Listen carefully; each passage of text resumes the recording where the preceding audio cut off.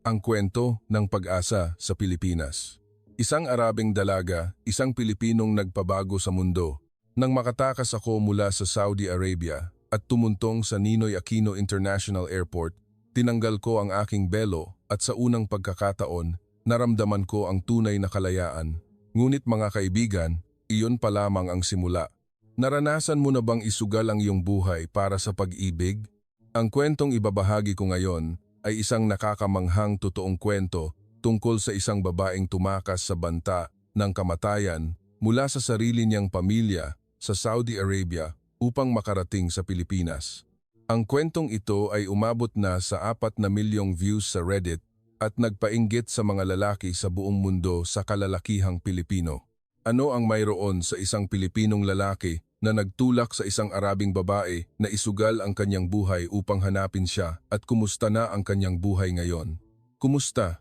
Ako si Samira. Ipinanganak at lumaki ako sa Riyadh, ang kabisera ng Saudi Arabia. Sa kasalukuyan, sinisimulan ko ang bagong buhay sa Maynila. Ngunit 2 taon lang ang nakalipas. Namuhay ako sa isang lugar na parang kulungan na walang rehas.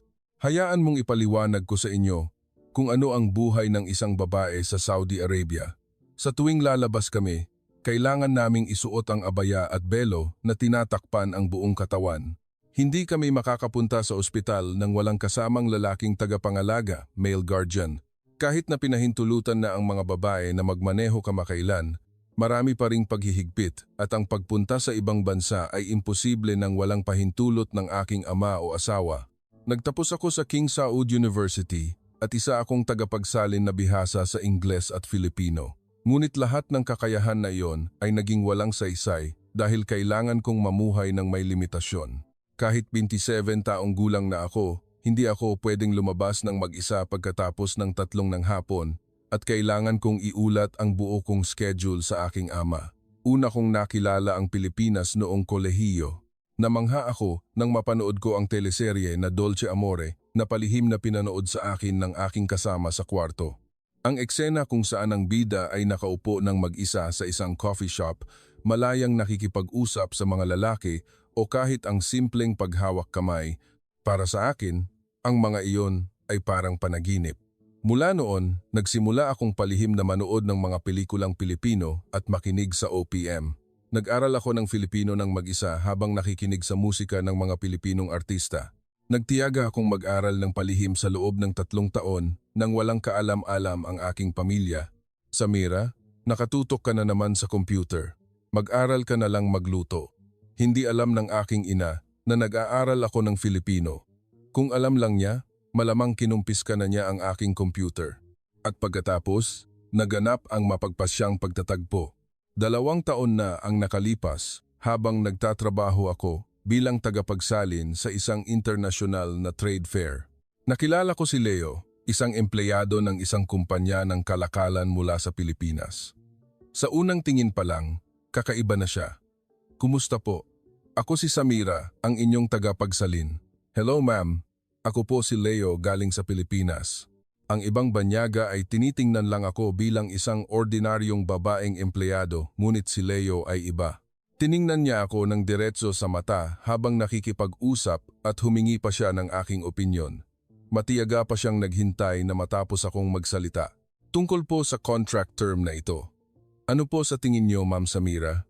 Dahil kayo po ang mas nakakaalam sa lokal na sitwasyon. Nang marinig ko ang mga salitang iyon, labis akong nagulat. Sa Saudi Arabia, halos hindi nagtatanong ng opinyon ang mga lalaki sa mga babae lalo na sa negosyo. Ang galing niyo pong mag-Filipino.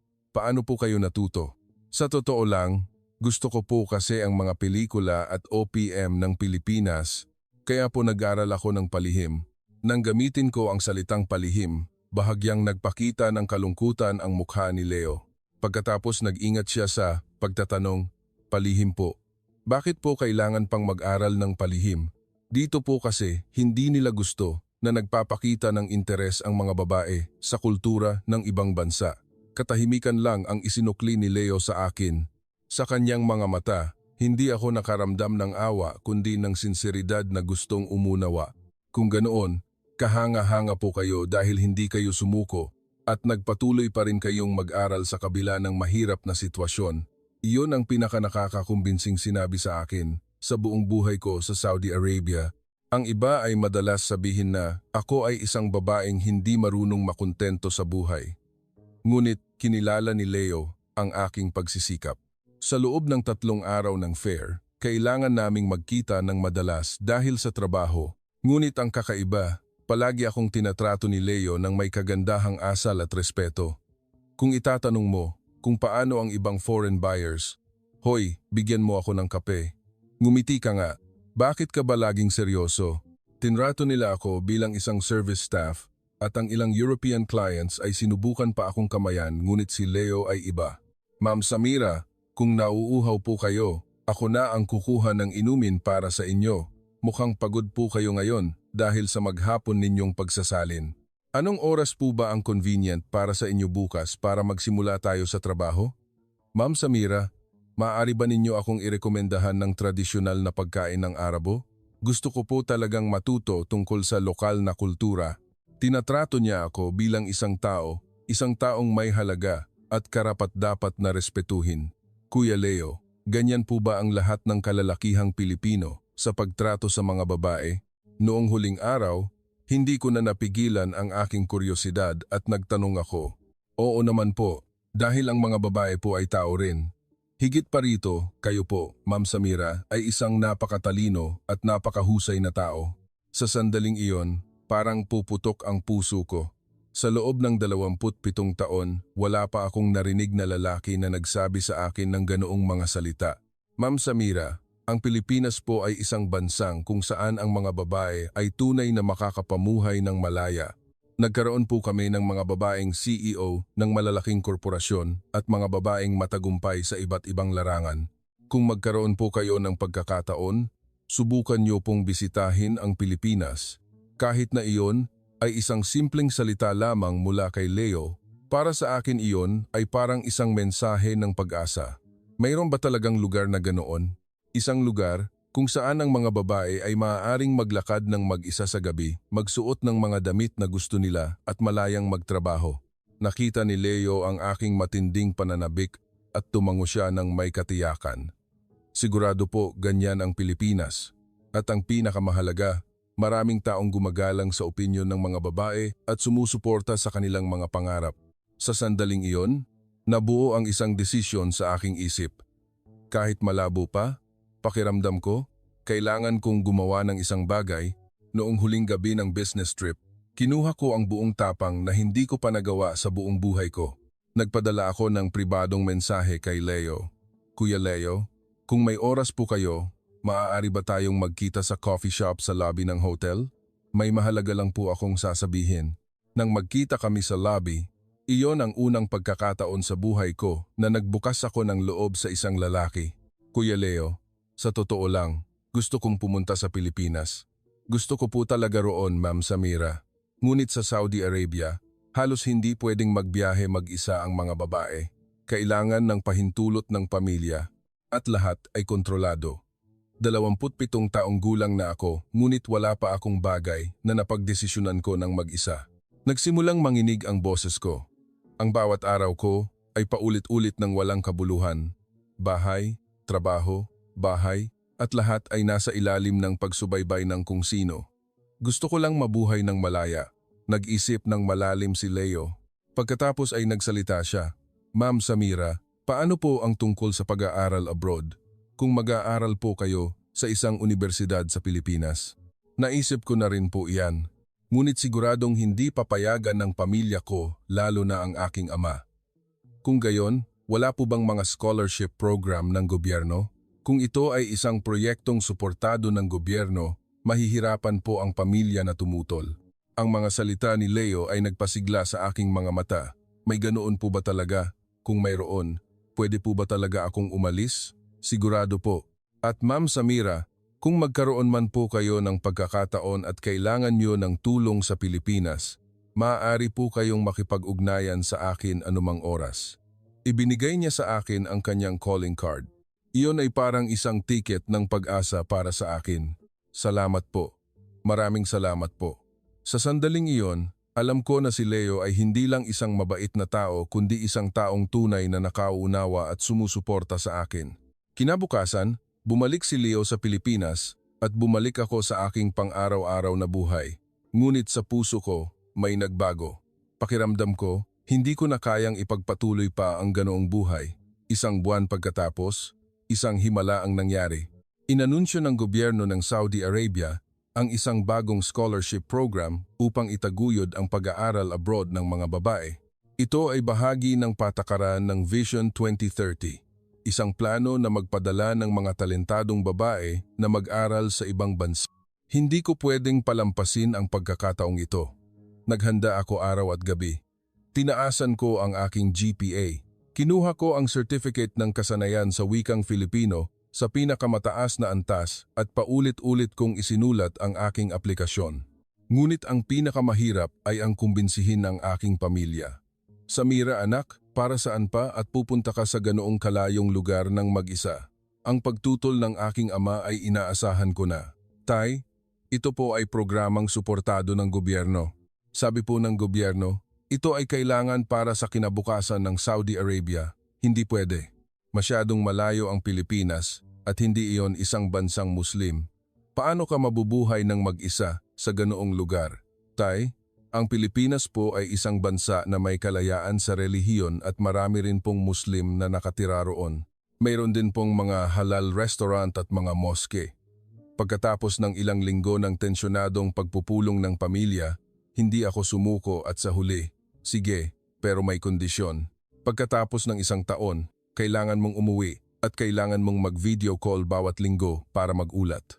Kahit na may kondisyon ang pahintulot, sa wakas ay nagkaroon ako ng pagkakataon. Nang matanggap ko ang acceptance letter, umiyak ako ng mag-isa sa kwarto. Sabay-sabay na dumating ang tuwa at takot. At iyon ang oras na nagpadala ako ng mensahe kay Leo. Kuya Leo, naalala mo pa ba ang Arabeng babae na nagsabing gusto niyang pumunta sa Pilipinas 6 na buwan na ang nakalipas? Sa wakas, malapit na po akong pumunta sa Pilipinas. Sa susunod na linggo po, darating ako sa NAIA. Pagkatapos ng ilang oras, may sagot. Talaga po. Congratulations po sa inyo. Kahanga-hanga po talaga kayo. Pwede ko po ba kayong sunduin sa airport? Nang makita ko ang mensaheng iyon, muli akong napaiyak. Sa pagkakataong ito, mga luha ng kaligayahan. Sa araw ng pag-alis, inihatid ako ng aking pamilya sa airport. Hindi tumitigil sa pag-iyak ang aking ina at ang mukha ng aking ama ay puno ng pag-aalala. Samira, pagkatapos ng isang taon, umuwi ka na. Anak ha, opo tay. Ngunit sa sandaling iyon, alam ko na pagkatapos ng isang taon, malamang na magiging isang ganap na ibang tao na ako. Sa loob ng 14 na oras sa eroplano, hindi ako tumigil sa pag-iisip. Makakayanan ko kaya ang buhay sa Pilipinas? Iyon ba talaga ang bansang malaya tulad ng sinabi ni Leo? Nang dumating ako sa NAIA, paano ko mailalarawan ang pakiramdam ko noon? Pagkababa ko ng eroplano at pagdaan sa immigration control, sa unang pagkakataon, natanggal ko ang belo sa banyo. Nang tumingin ako sa salamin at inalis ang aking takip sa ulo, pakiramdam ko ay nagbago ako. Ang pakiramdam ay parang unang beses kong nakita ang sarili kong mukha, ang mukhang nakatago sa loob ng 27 taon. At nang makita ko si Leo na naghihintay sa exit, ang puso ko ay tumibok ng mabilis na parang gustong tumalon palabas ng aking dibdib. Ma'am Samira, dumating na po talaga kayo. Kuya Leo, dumating na po talaga ako. Sa sandaling iyon, naramdaman ko na nagsimula na talaga ang isang bagong buhay. Ma'am Samira, una sa lahat, umuwi muna tayo sa tutuluyan ninyo. Nakahanap na po ako ng studio condo unit malapit sa universidad para sa inyo. Talaga po? Bakit po ginawa niyo iyon para sa akin? Siyempre, gusto ko po kayong tulungang masanay ng maayos sa buhay sa Pilipinas. Iyon ang unang pagkakataon na nalaman ko kung gaano ka-thoughtful ang mga Pilipinong lalaki. Naghanda si Leo para sa aking pagdating sa pamamagitan ng paghahanap ng bahay para sa akin ng maaga. Habang pauwi, sinabi ni Leo, Ma'am Samira, mayroon po ba kayong pagkaing Pilipino na hindi nyo kayang kainin? Kung mayroon pong anumang forbidden ayon sa batas ng Islam, sabihin nyo po muna sa akin ha. Labis akong nagulat. Nag-aalala pa siya tungkol sa mga regulasyon ng pagkain sa Islam. Alam mo rin po ba ang tungkol sa halal food? Opo, nag-research po ako muna. Maraming halal restaurant sa Maynila. Susubukan po natin bukas ha. Sa sandaling iyon, naniniwala ako na si Leo ay isang lalaking talagang espesyal. Ngunit ang buhay sa Pilipinas ay hindi laging madali. Ang unang shock ay nangyari sa unang araw ko sa universidad. Ikaw banyaga ka ba? Taga saan ka? Taga Saudi Arabia ako. Iyong bansang maraming langis, di ba? Siguro mayaman ang pamilya mo, no? Hindi ba madalas may terorismo dyan sa Saudi? Bakit hindi ka nakahijab? Dapat nakasuot ka, di ba? Nasaktan ako sa mga salita at kakulangan ng kaalaman ng mga tao. Sa tuwing ganoon, palaging nasa tabi ko si Leo. Samira, wag mo na lang intindihin ang sinasabi nila. Wala lang silang alam, pero minsan masyadong mabigat. Sa Arabo, kahit inaapi ako, alam ko kung sino ako. Pero dito, minsan hindi ko na alam kung sino ako. Kung ganoon, hahanapin natin ng dahan-dahan. Ang mahalaga, ngayon, malaya ka nang hanapin ang sarili mo at palagi akong nasa tabi mo.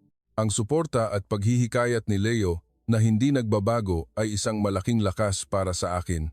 Isang buwan pagkatapos, may nangyaring nakakadismaya. Nakaranas ako ng hindi magandang karanasan habang naghahanap ng part-time job. Hindi po kami tumatanggap ng banyaga, lalo na po ang galing sa gitnang silangan. Baka hindi po maging komportable ang mga customer. Kahit na magaling ka pong mag-Filipino, banyaga ka pa rin. Pagkatapos, tanggihan ng paulit-ulit sa maraming lugar, halos bumigay na ako. Umalis ako at umiyak ng mag-isa sa bahay. Pagkatapos, ay dumating si Leo. Samira, anong nangyayari sa'yo? Bakit ka umiiyak?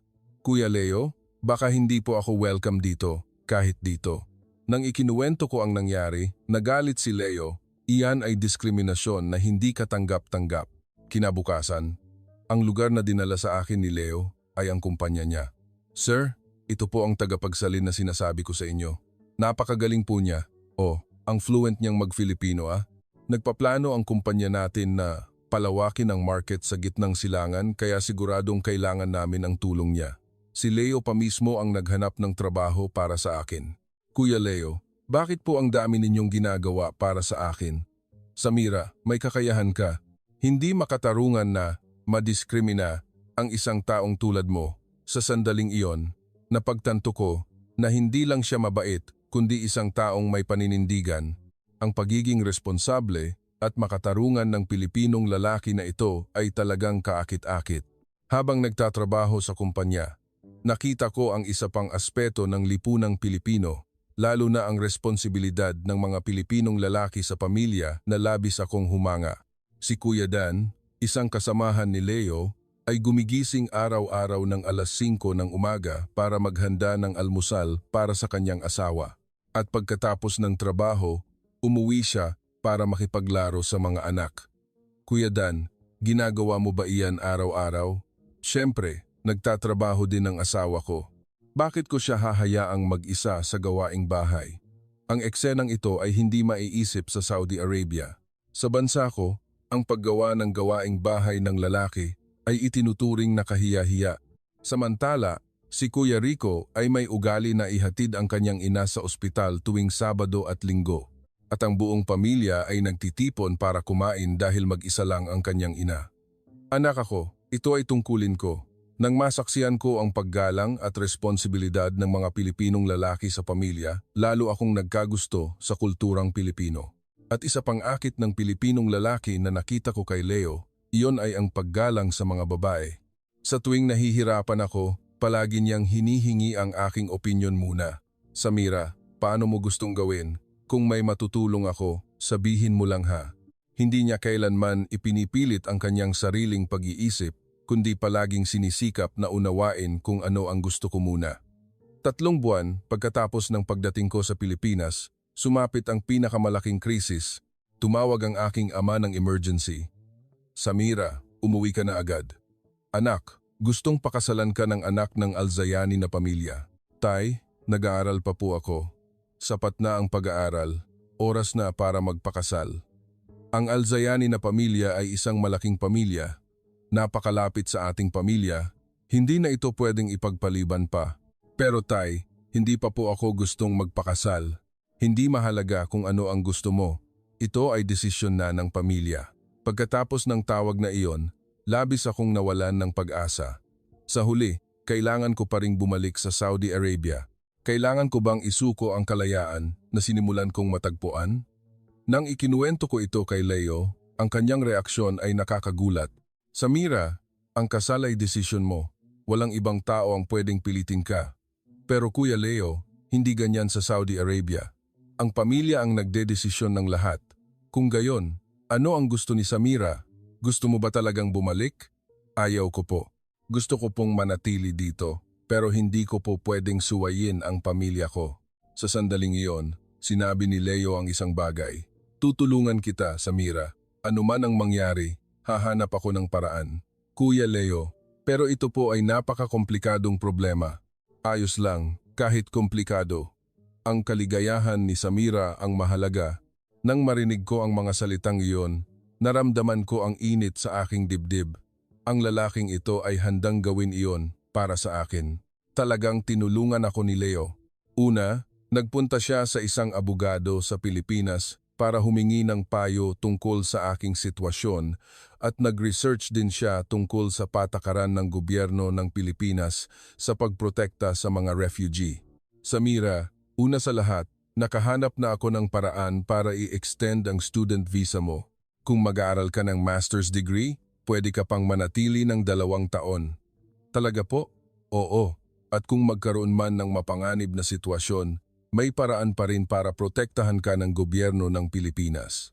Nang masaksihan ko ang masigasig na tulong ni Leo, natuklasan ko ang isa pang pang-akit ng Pilipinong lalaki, ang determinasyon na harapin ng direkta ang problema ng hindi umiiwas at ang dedikasyon na gawin ang lahat para sa taong mahal niya. Isang linggo pagkatapos, dumating ang mas malaking krisis. Ipinagbigay alam ng aking ama na pupunta siya mismo sa Pilipinas.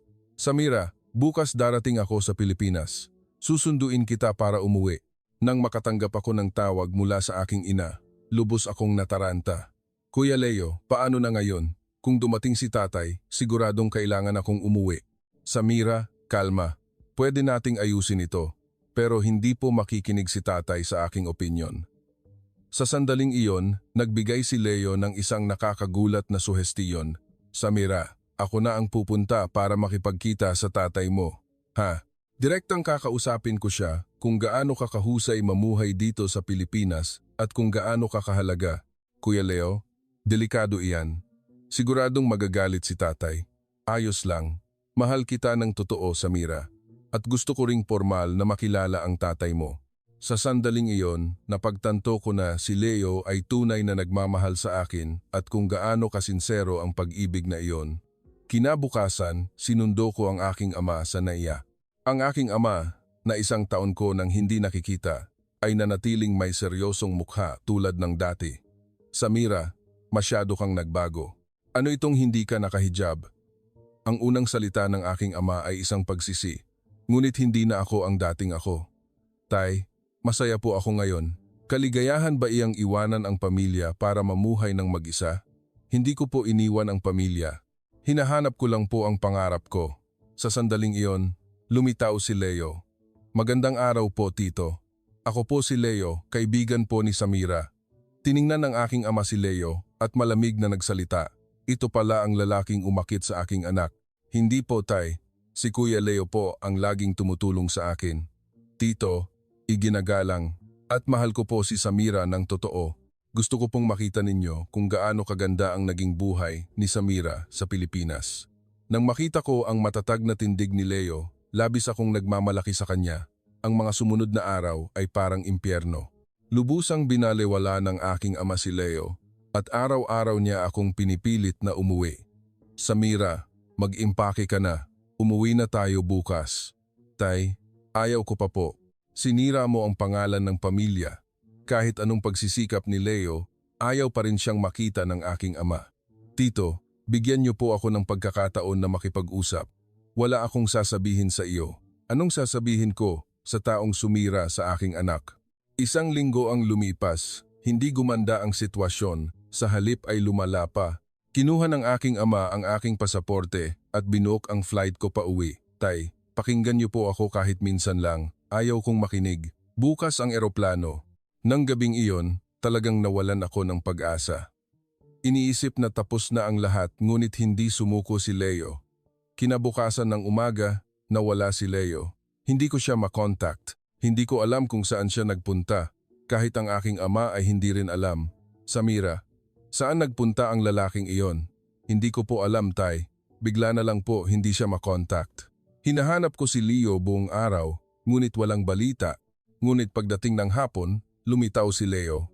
May dala siyang malaking folder ng mga dokumento. Leo, saan ka nagpunta? Sobra akong nag-alala. Samira, may gusto akong ipakita sa tatay mo.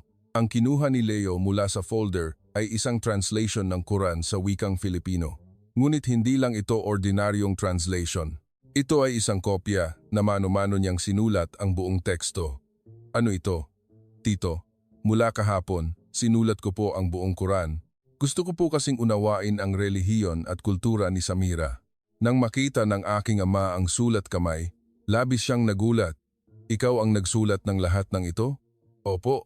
Sinulat ko po iyan ng may buong katapatan at gusto ko rin pong matuto pa tungkol sa Islam. Nang tingnan ng aking ama ang maayos na mga linya na puno ng sinseridad ni Leo, dahan-dahang nagbago ang kanyang mukha. Anak, totoo ang intensyon mo? Opo, tito. Para makasama si Samira, handa po akong matuto ng anumang bagay. Mula noon, nagsimulang makipag-usap ang aking ama kay Leo. Sige, sagutin mo ang tanong ko. Opo. Sige po, tito. Hindi mo ba babastusin ang aming relihiyon? Hinding-hindi po mangyayari iyan. Sa halip, gusto ko pa pong matuto tungkol sa Islam. Kung mamimiss ni Samira ang Saudi Arabia, sasama ka ba sa kanyang umuwi para bumisita anumang oras? Opo, sigurado po. Kung magkaroon ng anak si Samira, tuturuan mo ba sila ng kultura ng Arabo? Siyempre po, ang kultura ni Samira ay kultura ko na rin po. Nagpatuloy ang mga tanong ng aking ama. Nagtanong siya nang walang tigil sa loob ng 3 oras at sinagot ni Leo ang bawat tanong ng may sinseridad. Ngunit hindi pa rin iyon sapat. Hindi pa rin nagtitiwala ang aking ama. Ang mga banyaga tulad ninyo ay magaling lang magsalita. Sa sandaling iyon, gumawa si Leo ng isang bagay na nakakagulat. Tito, kung ganoon, hamunin niyo po ako. Hamunin? Opo. Kung gusto niyo pong subukan kung tunay ko po bang mahal si Samira, kung kaya ko po bang maging responsable, handa po akong tanggapin ang anumang hamon. Nag-isip ng sandali ang aking ama. Pagkatapos ay nagsalita, sige, kung ganoon, pumunta ka sa Saudi Arabia at manirahan ka kasama ng aming pamilya sa loob ng 3 buwan. Kung kaya mong ganap na makibagay sa aming kultura, pagkatapos papayagan kitang pakasalan si Samira, natigilan ako. Si Leo, maninirahan sa Saudi Arabia sa loob ng 3 buwan. Iyon ay isang napakahirap na bagay. Kuya Leo, iyan. Ngunit si Leo ay hindi nag-atubili. Pumapayag po ako. Handa po akong pumunta anumang oras. Talaga? Para po mapakasalan si Samira, handa po akong gawin ang lahat. 2 buwan pagkatapos, talagang pumunta si Leo sa Saudi Arabia. Naiwan ako sa Pilipinas na parang sinisigaan ang loob. Ang buhay ni Leo sa Arabo ay talagang mahirap. Ang init ay lampas sa 40 degrees Celsius. Ganap na naiiba ang kultura at ang mga pag-uusap ay puro Arabe. Samira, talagang mahirap pero hindi ako susuko. Bawat gabi nag-video call kami. Mukhang pagod na pagod si Leo ngunit hindi siya kailanman nagreklamo at nangyari ang nakakagulat. Ganap na nakibagay si Leo sa buhay sa Saudi Arabia. Dahan-dahan siyang natuto ng Arabe. Inunawa ang lokal na kultura at nakipag-usap pa tungkol sa negosyo sa aking ama. Samira, sabi ng tatay mo, si Leo ay isang espesyal na binata. Iginagalang niya ang ating kultura at napakasipag niyang matuto. Nang marinig ko ang mga salitang iyon mula sa aking tiyuhin, labis akong nagmalaki sa kanya. 3 buwan pagkatapos, nang bumalik si Leo sa Pilipinas, sumama rin ang aking ama. Samira, totoo ang lalaking iyon. Sinubaybayan ko siya sa loob ng 3 buwan. Mahal kanya ng totoo. Iginagalang ang ating kultura at napakaresponsable. Pumapayag na ako. Sa wakas, nagbukas na ang puso ng aking ama. Leo, Ngayon tinatanggap na kita bilang manugang ko. Alagaan mong mabuti si Samira. Salamat po, Tay. Maraming salamat po. Gagawin ko pong masaya si Samira habang buhay. Sa sandaling iyon, tumulo ang luha ko. Iyon ay isang mahaba at mahirap na paglalakbay. Ngunit sa huli, nakuha ko ang pahintulot ng aking ama. Bago umuwi ang aking ama, sinabi niya sa akin ang huling salita. Samira, ang lalaking pinili mo ay mukhang isang mabuting tao talaga. At ang bansang ito na tinatawag na Pilipinas ay mukhang mas maganda kaysa sa inaakala ko. Opo, Tay. Pero huwag mong kalilimutan ang iyong pinagmulan. Anak ka pa rin ng Saudi Arabia? Opo, Tay. Hinding-hindi ko po makakalimutan. Pagkatapos umuwi ng aking ama, formal kaming naging magkasintahan ni Leo.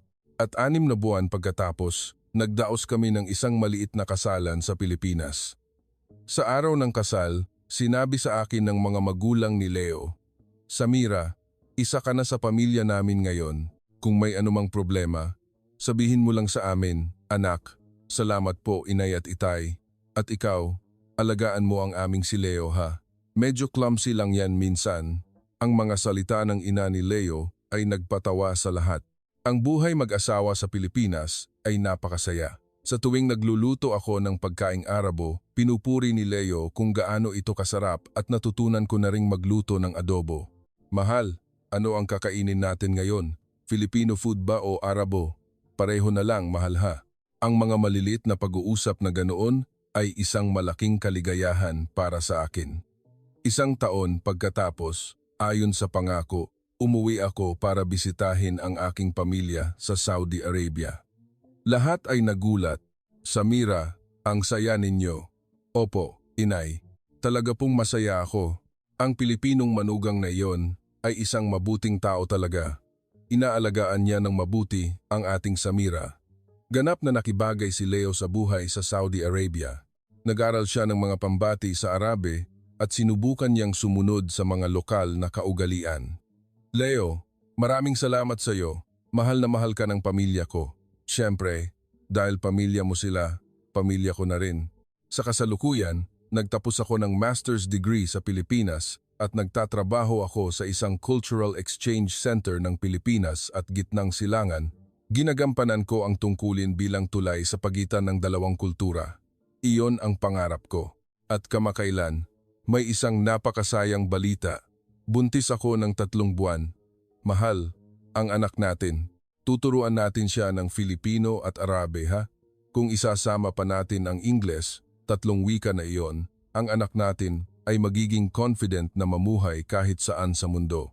At ang pinakamahalaga, palalakihin natin siya para magkaroon siya ng kalayaang mangarap. Sa ngayon, mahigit 2 taon na ako sa Pilipinas.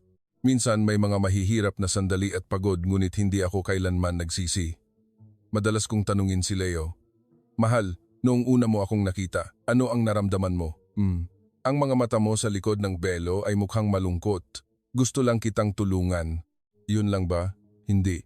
Naramdaman ko na si Samira ay isang napakalakas na tao. Ang hindi pagsuko sa pangarap sa kabila ng mahirap na sitwasyon ay talagang cool. Sa tuwing nag-uusap kami, iniisip ko na tama ang desisyon kong pumunta sa Pilipinas. Ngayon sa isang lugar sa mundo, tiyak na may mga babae ring may kaparehong pangarap sa akin. Mga babaeng inaapi at naghahangad ng kalayaan. Gusto kong sabihin sa kanila na huwag kang susuko sa pangarap at ang Pilipinas ay isang bansa na kayang gawing katotohanan ang mga pangarap na iyon. Ang Pilipinas ay isang napakagandang bansa. Isang bansang patuloy na umuusad. Isang bansang kung saan ang mga babae ay malayang mangarap at isang bansang kung saan maaari kang bumuo ng kaligayahan kasama ang taong mahal mo. At ang pinakamahalaga, ang kalalakihang Pilipino ay talagang espesyal. Maraming taong tulad ni Leo, mga taong gumagalang sa mga babae, may paninindigan at may dedikasyon na gawin ang lahat para sa taong mahal nila. Samira, kung gagamit ako ng isang salita para sa Pilipinas, iyon ay pag-asa. Ang Pilipinas ang bansang nagbigay sa akin ng pag-asa at nagturo sa akin kung ano ang pag-ibig. Umaasa ako na ang aking kwento ay magiging inspirasyon sa isang tao at umaasa ako na mas maraming tao pa ang makakakilala kung gaano kaganda ang bansang Pilipinas. Ang natagpuan ng isang babaeng tumakas mula sa Saudi Arabia sa Pilipinas ay hindi lamang pag-ibig kundi kalayaan, pangarap, pag-asa at tunay na kaligayahan. At ang lahat ng iyon ay naging katotohanan dahil sa bansang tinatawag na Pilipinas at sa mga kamangha-manghang Pilipinong lalaki tulad ni Leo.